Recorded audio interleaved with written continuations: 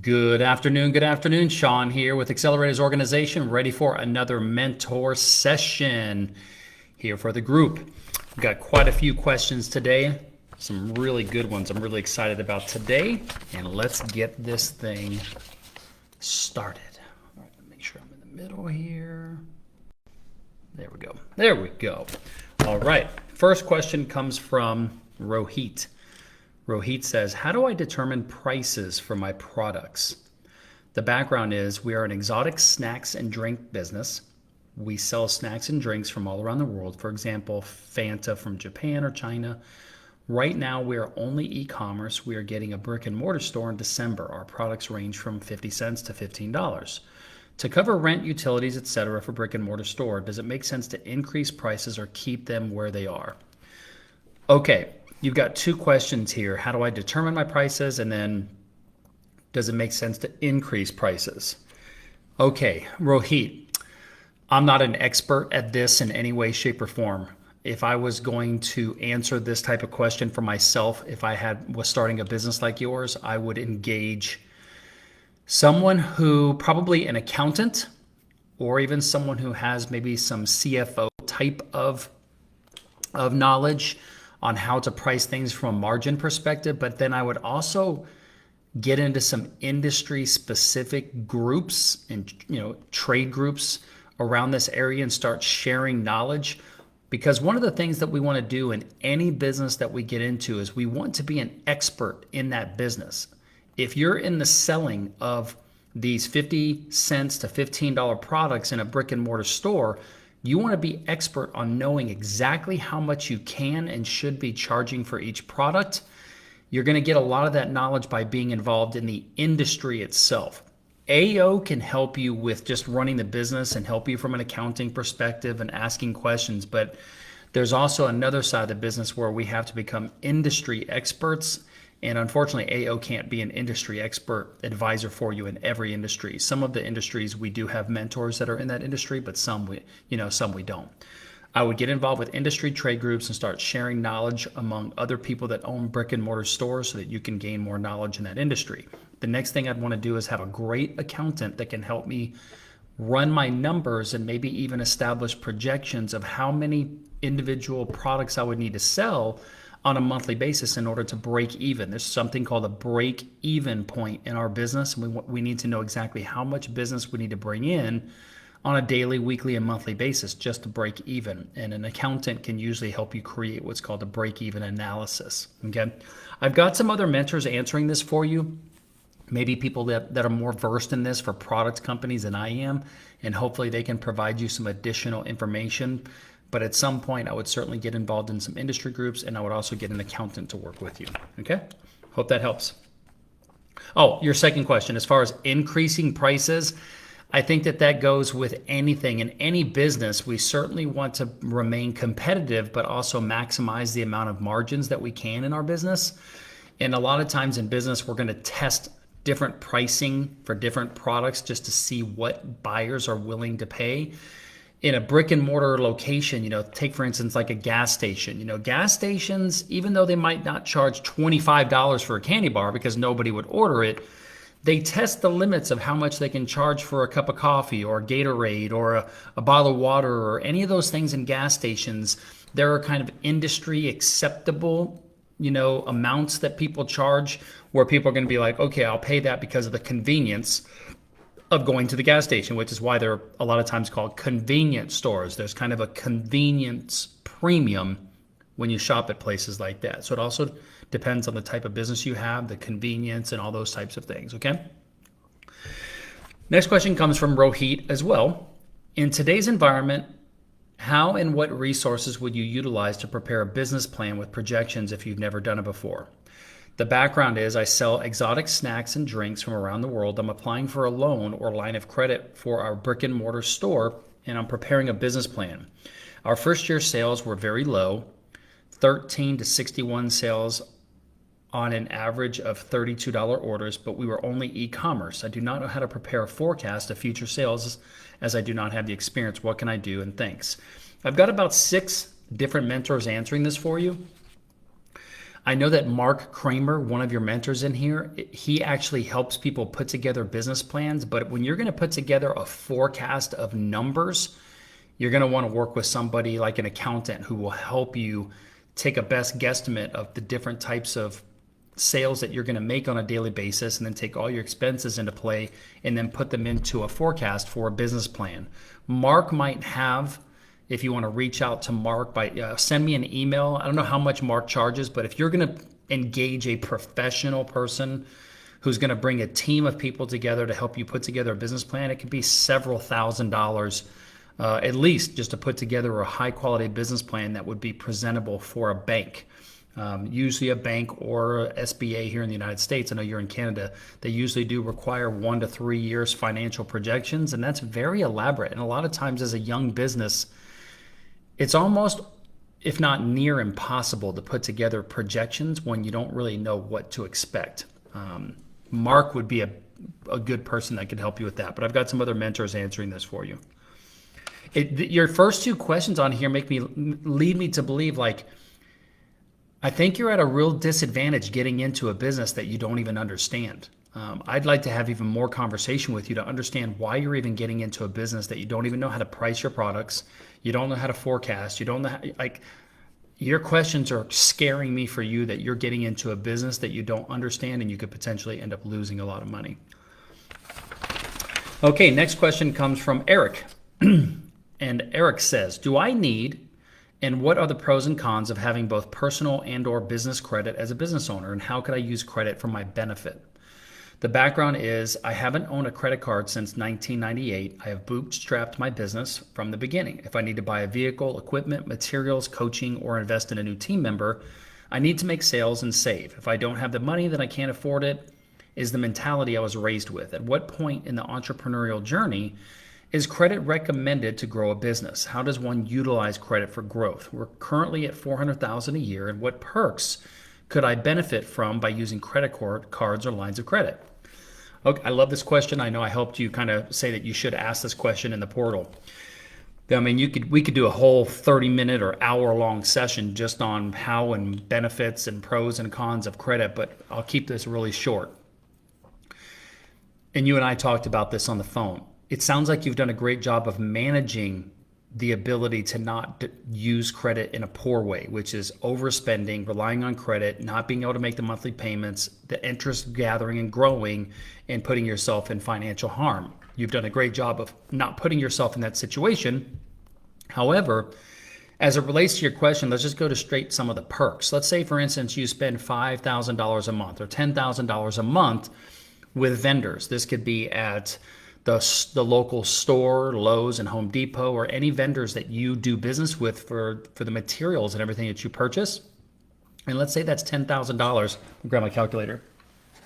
Let's just say that's $10,000 a month. Okay, so if you use a credit card that offers a 2% cash back on your purchases, 10,000 times 12, that's $120,000 a year that you would be purchasing. You could pay that off each and every month. So you're not having to pay the credit card company any money, with the exception of maybe a fee each year to have the credit card, but you're not paying any interest at all. 120,000 times 2%.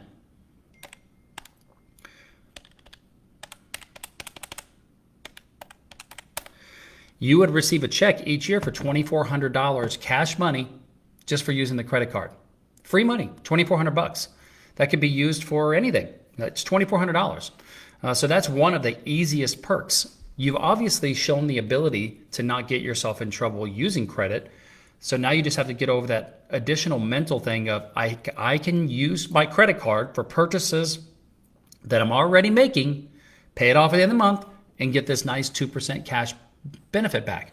I have friends that spend 10 times that per month, and they get checks of really large checks, let's just say over 5 figures every single month for just using the credit card, and they pay no interest because they pay it off at the end of the month. So that's one of the great perks. You could also get airline miles. You can use all kinds of stuff. The second thing is, as it relates to using credit to grow your business, there's lots of different things that you could look at depending on whether or not you're going to establish any type of acquisition strategy and purchase other businesses. It's always good. It never hurts to have good credit. Only thing that credit is about is just tracking in the computer systems in the world that you have an ability of borrowing and paying back the money that you borrow. It's that simple. And then when it comes to financing a house or a car or any type of business loan or everything, they're looking at your debt to income ratio. And as long as you manage that, credit can be a fantastic thing. People get in trouble because they borrow too much money. Then they end up making the monthly payments, minimum monthly payments, and then the interest charges start to skyrocket. And then pretty soon they're paying $3,000, $4,000, $5,000 a month just in interest because they can't afford to pay back the principal of the loan. And then they end up getting themselves in trouble. You obviously have great discipline by proving that you're not even using credit. So you might want to just kind of start walking before you run and maybe take out a personal credit card and a business credit card so you can have two separate accounts. This one is only for business expenses. This is only for personal expenses, which is something that we should do as entrepreneurs, is separate. Really common that most startup entrepreneurs commingle credit cards and things like that, but get one for each. Get the 2% cash back, and then just manage it on a slow basis, and just get used to using it. I don't see any harm in that, as long as you can just continue to maintain the discipline that you've already shown. All right. I hope that helps. Got a lot of other mentors answering that to give you their opinion. The next question comes from Jonathan, and Jonathan says, how do I determine what type of life insurance I should have? The background is I'm a residential real estate agent. I'm looking to maximize my money for future investments. I hear life insurance is a way, but I'm not sure what type will work best for me. Do you view life insurance as an investment vehicle, or how do you view it, and how do you know if it's appropriate for me? How do I know if it's appropriate for me? I've got about 12 different mentors answering this because I'd like for them to give you their insight as well. I used to be an insurance agent. The number one reason for buying life insurance is for protection, not for investment. And anybody that tells you different either is in a very different type of category that you're in, maybe the uber wealthy that are using insurance for certain financial benefits, knowing that they still need the death benefit when they die. They need the tax-free death benefit of life insurance and the vehicle that it is in order to pay capital gains taxes or to transfer wealth when they die. Generally speaking, that is a very unique, very scarce type of thing meant for the wealthy. Unless, Jonathan, I don't know you very well. I didn't know that you were extremely wealthy and needed that type of protection right now. The first and foremost function of life insurance is death benefit proceeds and you needing an influx of capital when you die to take care of your family and your children and things like that. That's what life insurance is about. It will never, ever, because of the cost of insurance expense of a life insurance policy, it will never, ever, ever outperform regular investments, ever. The people trying to sell it that way are insurance agents, and they want to make commissions, and that's why they're out there on social media doing that. So if you have no death benefit need, then you probably can do better from an investment perspective using regular investments. So that's the first thing I would say is, do you have somebody that needs money when you die? Okay. That's the first and foremost thing. That's how I would answer it. Okay. Next question comes from Cliff. And just in case I didn't make myself clear, Jonathan, I do not view life insurance as an investment vehicle. Not whole life, not universal life, not variable universal life. None of those do I view as an investment vehicle. That's not what I use it for. But I'm not uber wealthy and have to worry about that stuff. I'm single. I have no kids. I have enough life insurance so that when I die, it just makes it easy for my family to have a big influx of money to just to handle my estate. I am virtually debt-free with the exception of I'm debt-free with the exception of my house. So it's just enough money that my mom and dad can really quickly pay off the house, have everything in their name, and then they can figure out what they want to do with the rest, according to my will. Okay, next question comes from Cliff. And Cliff says, when it comes to daily and weekly huddles and team meetings, is the process and flow the same for a company of 2 people versus 20 people? I had a great AO Zoom call about team building, daily huddles, and leadership meeting. We are currently only a team of 2 and are looking at how to run our meetings, if we even need them for a small team. Love the daily huddle AO resource as a start, but just seems like we might need something a little more for our team of 2. Are we overthinking it? All right, I got a bunch of different mentors answering this. In fact, one of the mentors is a coach on this type of stuff. So I'm really anxious to hear his opinion, which is Caesar. I certainly think that it would be the same, whether it's 2 people up to 20 people. It would just go a lot faster with 2 people than 20 people. The purpose of the daily huddle, as we talked about, is just those individual functionalities that we talked about on that Zoom. And if anybody watching this wants to see what we're talking about, go into the portal, into the 4 pillars, main icon, then go into, I think it's operations, and then check out the daily huddles video that we did, and Todd talked about it with his team. Remember just what the purpose of the daily huddle is. In your case, it just might take 3 to 5 minutes. That time, remember, these are not meetings. These are quick huddles with the purpose of bonding, team building, finding out where there's any major stresses, keeping people accountable to the things that they're going to do that day. It's just a really quick thing. The sooner that we get into habits like that as an entrepreneur, if you have aspirations of growing the company bigger, the better it's going to help you as you grow your team. So yes, I do think it's important. Do I think it? Let's be real. Do I think it's 100% necessary that a small business has daily huddles and weekly meetings and all that type of thing? Absolutely not.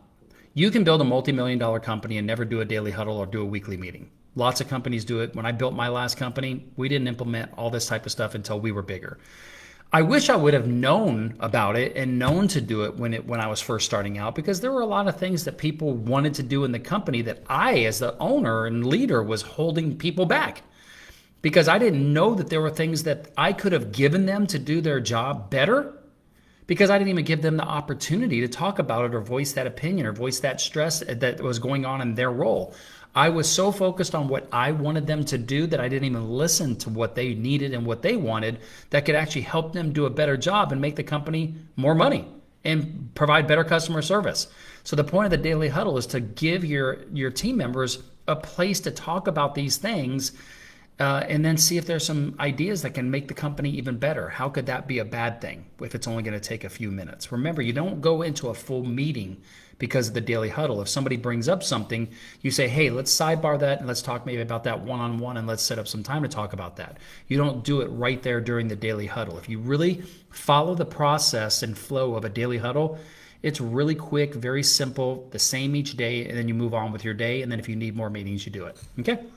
Hope that helps. Okay, the next question comes from Kimberly, and Kimberly says, how do I determine direct pricing versus wholesale prices? As a hairstylist, As a hairstylist, I sell products retail direct to clients.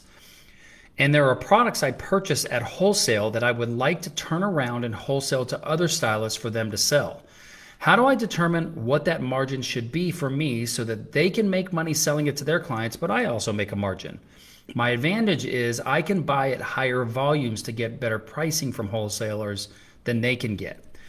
Fantastic. So let's just start from the retail cost.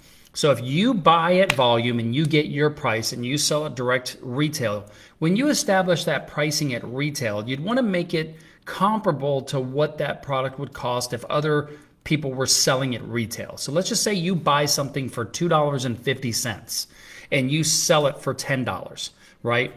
The general rule of thumb, and I believe that this is in the resource center, in the portal, in the accounting area, or maybe starting a business or business planning. There's an article, a couple of resources on how to price products. But the general rule of thumb is called key pricing. And I don't know why they call it key, but I've read it before, but I just don't remember. Is that if you buy it for $2.50 and you're going to wholesale it and the retail price is $10, you're going to mark it up to $5 to sell it to the wholesale person that's buying from you. So you make $2.50. They then are going to sell it for $10. So they make 100%, you made 100%, and they made 100%. So if you buy it for $5, it retails for $20, you're going to wholesale it for $10, then they're going to sell it for $20. Everybody sells at retail for the same price, right? That's the general rule of thumb. So take a look at your business model and find out if that works for your business model. If you can sell it for double what you bought it for, and then they can sell it double for retail. Now, the only challenge that comes up is if you're buying it for $4 and it retails for $10, then you might be able to sell it based on the volume that that other person is going to do. You might say, well, I'm not going to be able to sell it to them for $8 and then them only make $2. I'll sell it to them for $6. I'll make $2. They can sell it for $10 and make $4, and I can live with that because I'm still making, for every $4 that I spend, I'm making $2. That's a 50% return on investment. That's a really good return, which you hopefully are going to make up in volume by having more resellers selling for you. And so you just kind of have to play with the numbers. You certainly wouldn't want to sell it for, if you bought it for $4, you wouldn't want to sell it for $4.25. You got to make sure there's enough of a return.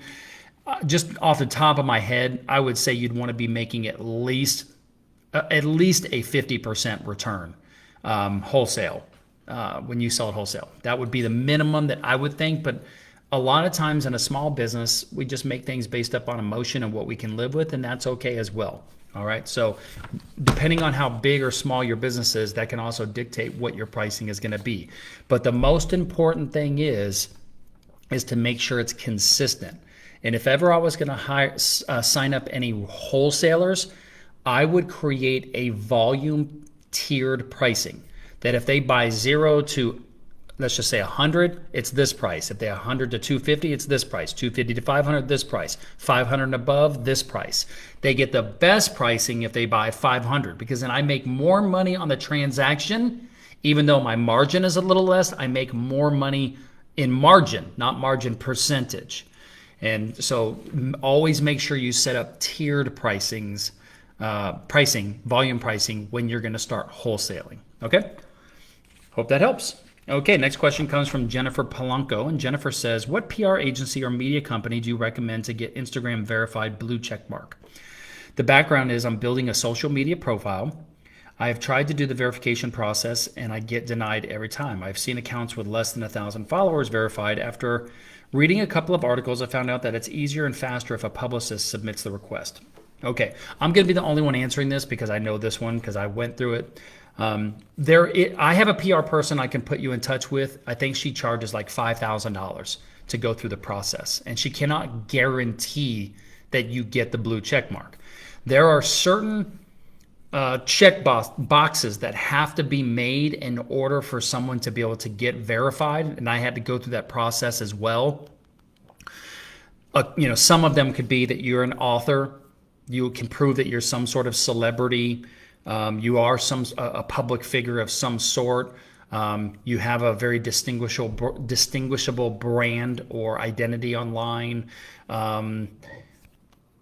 Articles, TED Talks, TEDx Talks, Inc. 500, things that are verifiable out there in the online world.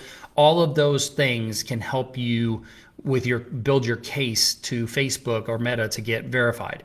You're right in that a PR person is the right person to go through. I've never heard of anybody who's a normal everyday person who's not a well-known celebrity submit verification through Meta and get approved. It's always through a PR or a publicist or something. Every publicist or PR person might charge you differently. I know mine is about $5,000. I got it done a few years ago. All my Instagram and Facebook profiles and everything. Be more than happy to put you in touch with her. But like I said, you could spend the $5,000 and then she cannot guarantee. All she guarantees is that she knows what she's doing. She has the relationship. She submits your information, follows up with it. If it gets denied, she works with you to try to put together additional things for you to resubmit, and she'll keep going down that process with you for her fee. So if you want an introduction, let me know. But that's the only way that I know of. I've referred her to several people who she has helped get verified, and she represents athletes and celebrities and things like that. Okay? Hope that helps. Okay, next question comes from Leanna. And Leanna says, how do I set up overnight shipping for perishable goods on my Shopify site? The background is I've recently built my Shopify website and would like to accommodate clients with the ability to place caviar orders online, perishable, seamlessly. We currently ship nationwide using FedEx, but all shipments must be handled by me. I'd like to understand how to use Shopify and shipment to give accurate shipment quotes to my clients that would like to order online. Thank you. I've got 5 other mentors ordering this for you. And since you submitted this question, I'd already sent you an app that the Shopify designer that I've been working with a little bit, he recommended. And then I also put a note in the Facebook group for you to standardize your shipping and all that type of stuff.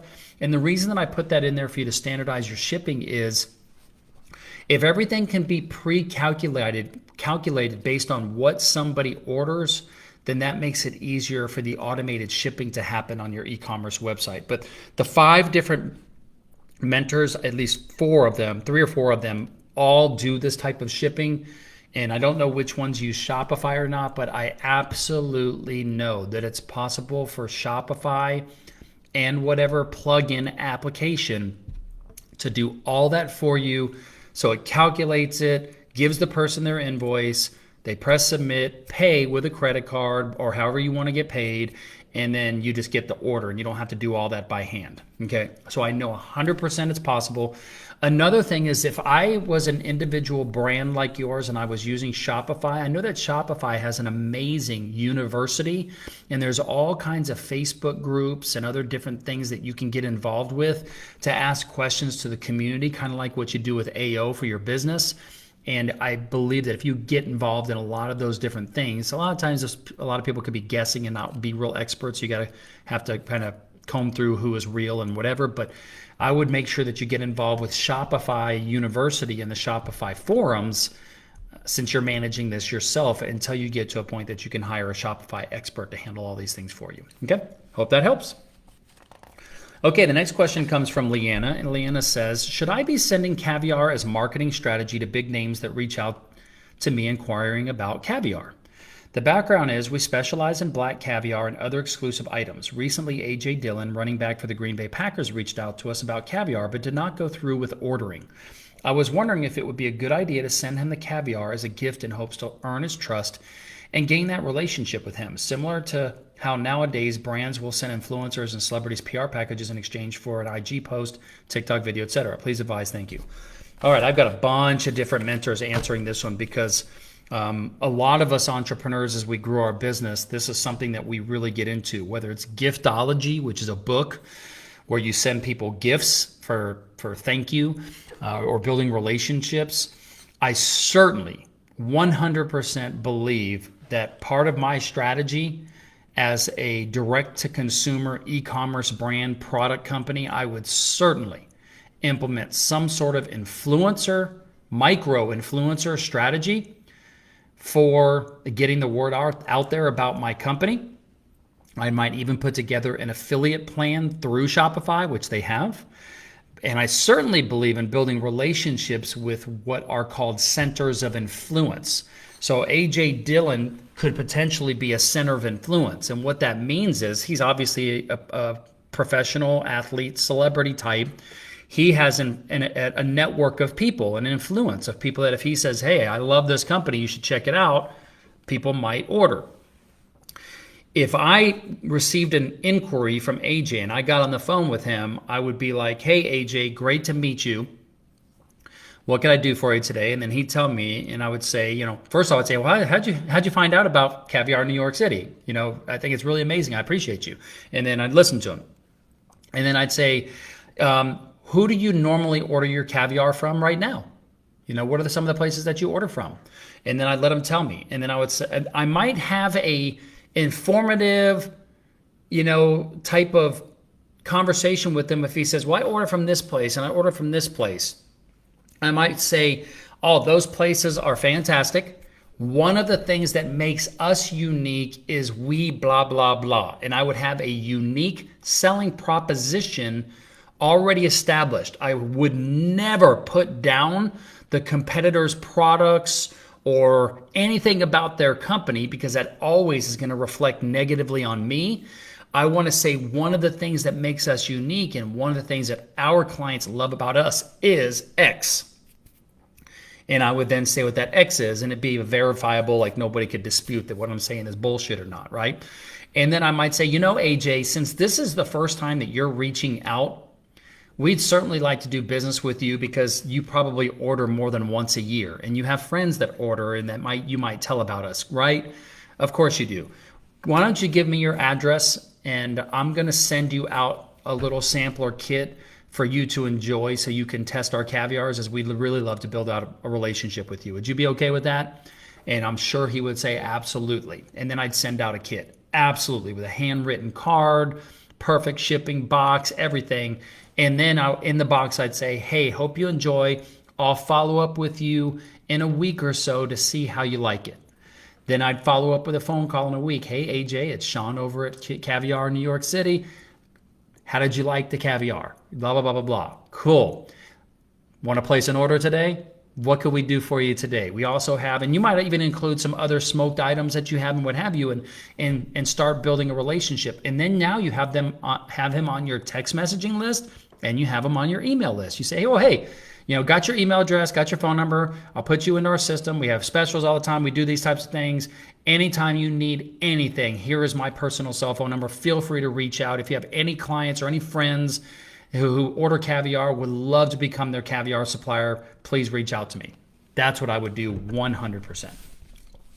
Anxious to see what the other mentors have to say about that. Okay, next question comes from Rosalie. And Rosalie says, what is the best way to notify clients that I do not want to be involved with internal disagreement between shareholders? The background is I own a full-service accounting firm, and we help small business owners with all of their accounting needs. 2 clients are shareholders of a business we service, and they want to part ways, and they are trying to get me involved in their disagreement, which is unrelated to accounting. Moving forward, I would like to continue working with them separately. I've got 4 different mentors answering this, but what is the best way to notify clients? I think a simple conversation with both of them to say, this is what I do for you. This is all I'm going to do for you. I need you to respect the relationship that we have. I don't want to get involved in between you and your business partner. And then maybe one of those business partners might say, well, if you do business with them, then I'm not going to do business with you. And you, Rosalie, might have to choose which person that you're going to keep as a client. Sometimes that happens. Person just out of spite and insecurity says, hey, pick me or the other, just because they're insecure.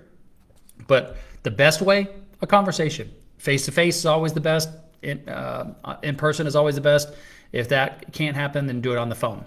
Very simple. Set boundaries, piece of cake, easy breezy. Okay? All right, next question from Rosalie. How can I become more comfortable networking with wealthy individuals? The background is I own a full-service accounting firm, and we help small business owners with all their accounting needs. As I'm networking in the community, I've been invited to spaces. I feel like a fish out of water due to the financial status of the people that are attending. I would like to overcome the imposter syndrome and feel like I belong. All right, I've got about 11 different mentors answering this one for you. Okay, so how do I become more comfortable networking with wealthy individuals? Well, become wealthy yourself. I mean, that's always the easiest ways. Become super wealthy yourself, and then you're like, hey, I'm wealthy. You got nothing that I don't have? We're peers. That always is the easiest way. But until you get to that point, be the best at what you do. Wealthy people love to know people that are great at what they do. They like to have those people in their network. They like to know those people. They like to ask those questions for people. They like to ask questions of experts. Doesn't matter if you've made billions of dollars. If you are expert at what you do, from a tax code perspective, a bookkeeping perspective, whatever it might be, wealthy people love to meet people who are knowledgeable. It's that old saying, if you're the smartest person in the room, maybe you're in the wrong room. Now, I don't believe that all the time, because sometimes I'm the smartest person in the room and I'm paid to be there. And there's other times that I want to be in rooms where I'm not the smartest person in the room. And it doesn't matter if the person doesn't have as much money or financial status as me. They might have more knowledge and expertise as me, right? And I want to be around those people because I want to pick their brain. People are always asking the wealthy all questions about how they get wealthy, blah, blah, blah. But the wealthy people are like, well, can you help me with X? I have things going on that I need help with as well from a personal perspective. How can you help me? So be really, really, really, really good at what you do. Be able to express very clearly, I am a full service accounting firm and I specialize in businesses from X size to X size, and I am the best at what I do. I stay right within these types of clients because this is where I excel. I know the ins and outs, the personalities, the emotions, the tax code. I know everything about how to help a person that fits this category. that will help you build confidence in dealing with a wealthy. So when they say, well, what do you do, Rosalie? I'm a full service accounting firm specializing in businesses from $0 to $5 million, from 0 to 25 employees based in California, Florida, whatever it might be. That's what I do. What do you do, John? You know, it's that simple. By being great at what you do, it gives you the confidence to network with anybody and everybody. I literally have been in the rooms with celebrities, Justin Timberlake and Jessica Biel, country artists like Keith Urban, and all these. I feel 100% at home. I don't have to be on their level from a musician and entertainer perspective, but from a personal perspective, I know my shit. I'm a person. I have my own feelings and my own emotions and my own experiences.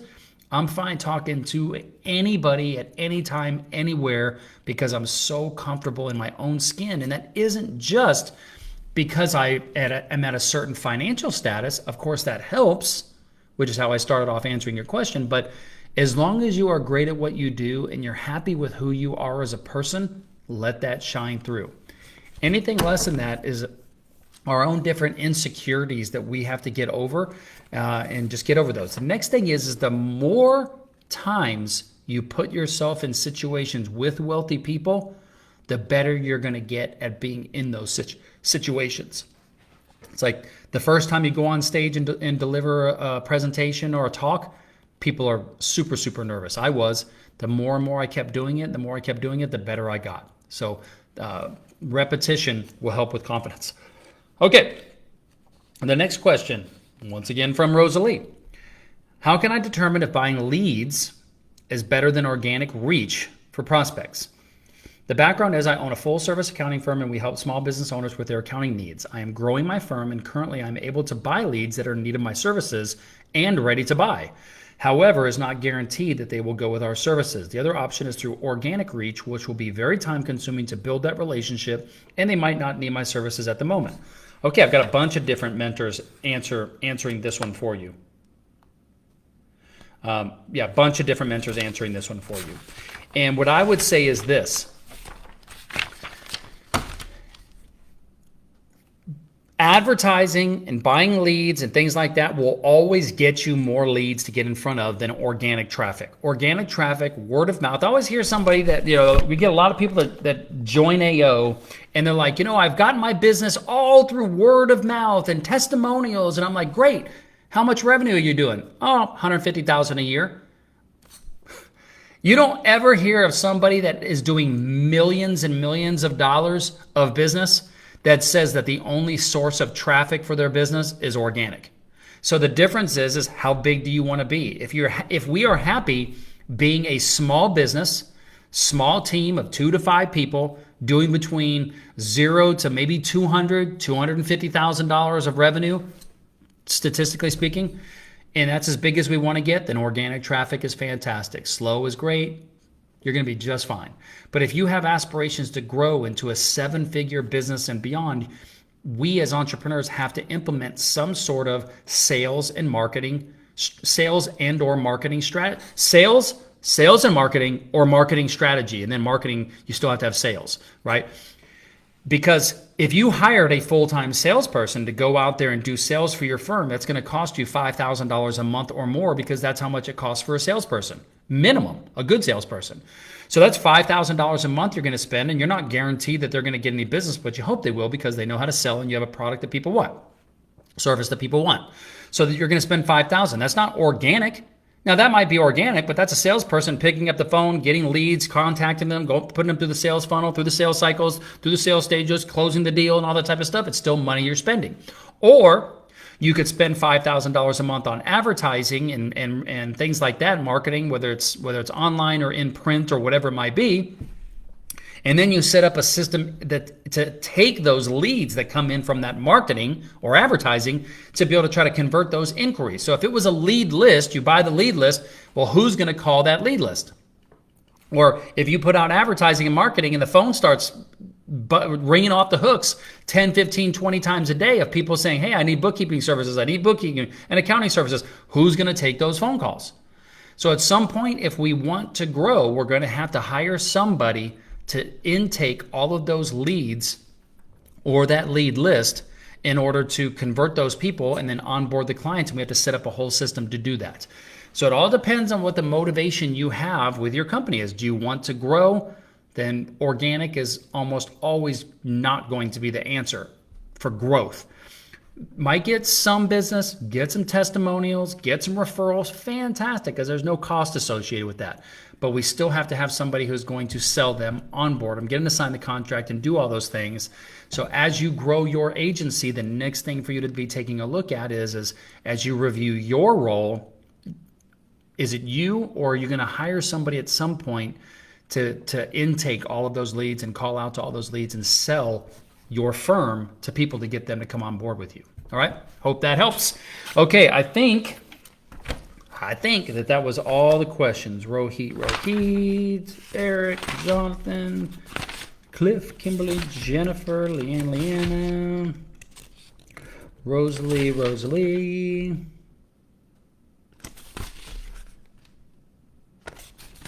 That was it. The session is over. All right.